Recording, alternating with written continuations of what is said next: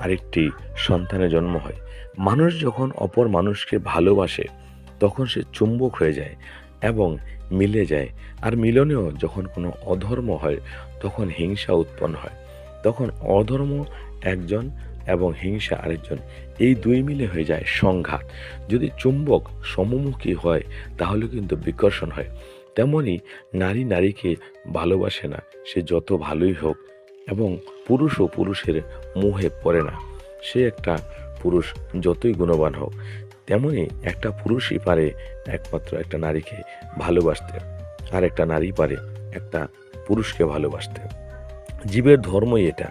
আর যদি ঘৃণা করে তাহলে সেটা অধর্ম। আরেকজন হিংসা করবেই, এ তাদের মধ্যে সংঘাত হবেই হবে। মিলিয়ে নিন, এটাই আমাদের শাস্ত্র বলে। সেজন্য যদি নিজের পরিবার বা সন্তানের ভালো চান তাহলে ঘৃণা না করে ভালো